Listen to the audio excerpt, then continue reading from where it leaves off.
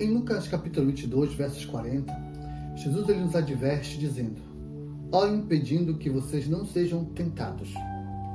Para entendermos melhor o que Jesus quer nos dizer, podemos comparar o mundo a uma grande vitrine, recheada com toda a sorte de coisas bonitas, gostosas, maravilhosas, com o objetivo de atrair o nosso olhar e coração. Perceba então que o mal vem sempre travestido de algo bom.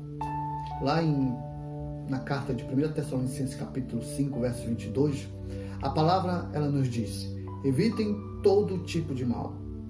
No texto de Lucas capítulo 4, nós encontramos Jesus sendo tentado de diversas formas ali no deserto por Satanás, mas Jesus ele não se permitiu ser seduzido pelas ofertas apresentadas a ele. Então, através da oração e do jejum, o nosso mestre ele conseguiu discernir o engano que estava por detrás de todas as propostas oferecidas por Satanás.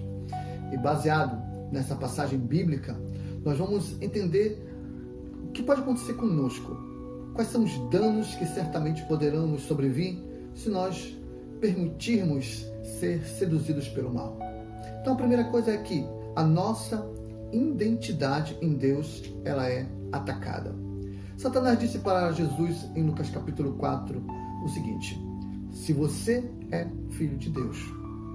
Uma vez que nós somos filhos de Deus, sabemos quem somos, porque somos e para que somos.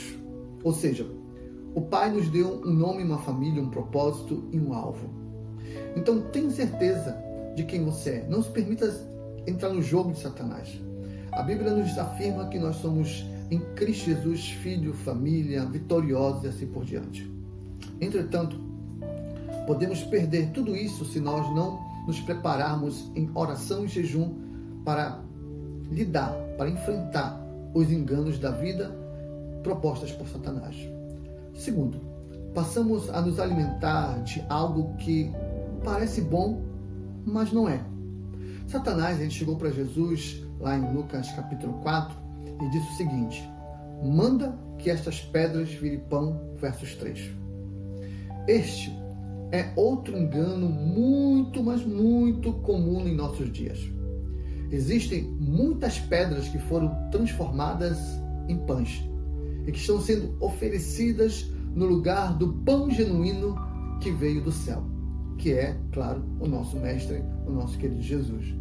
Muitas pessoas estão sendo seduzidas por aquilo que é mais fácil, por aquilo que parece ser o mais lógico, pelo mais convencional, deixando assim de se alimentarem, de se nutrirem do verdadeiro pão que veio do céu. Então elas deixam de ir à célula, deixam de ir para a igreja, não querem mais de forma alguma assumir compromissos com Deus, compromissos com a obra, e desta maneira essas pessoas elas criam a sua própria religião, ou seja, o seu próprio pão.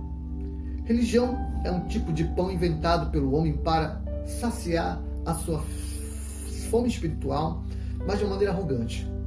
Porém, o pão verdadeiro é Jesus, porque ele desceu do céu, como está lá no Evangelho de João, capítulo 6, verso 51. Terceiro, deixamos de ver Deus como a nossa suficiência, a nossa autoridade maior.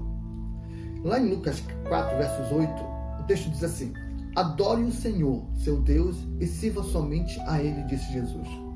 A adoração é a maior evidência de que somos só do Senhor Jesus.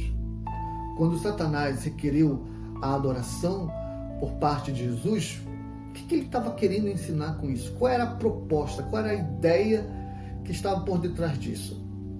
A ideia era de servir a dois senhores. E parece que esta proposta, essa história, né, já ouvimos ela no passado, ali no Jardim do Éden, né? Não é verdade? Então, uma vida de oração nos livra de vivermos uma vida em cima do muro ou uma vida de servir a dois senhores. Quarto, nós nos tornamos, de uma certa forma, insensatos e imprudentes. A palavra lá em Lucas capítulo 4 diz o seguinte: não ponha à prova o Senhor, seu Deus, disse Jesus no versos 12.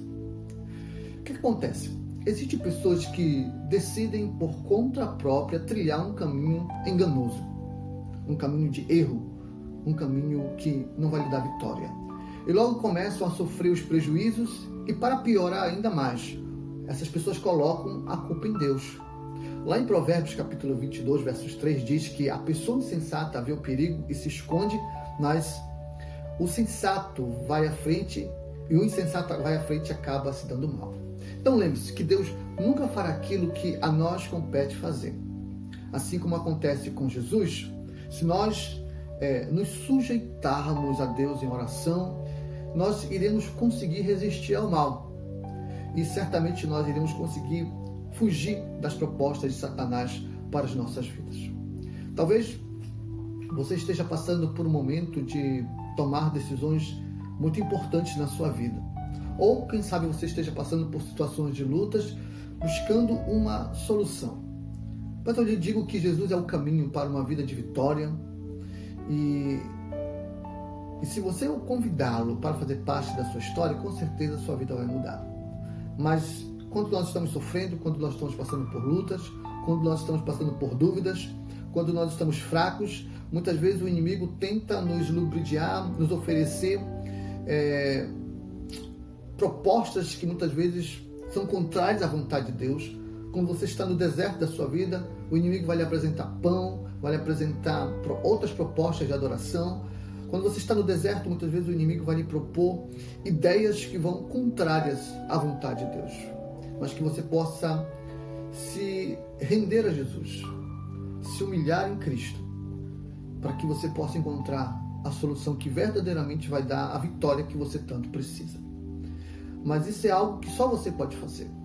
Não se venda e não se permite ser iludido por aquilo que Satanás muitas vezes propõe para nossas vidas. Essas são as palavras que nós temos para você hoje nesse dia. Que Deus abençoe você. Até a próxima.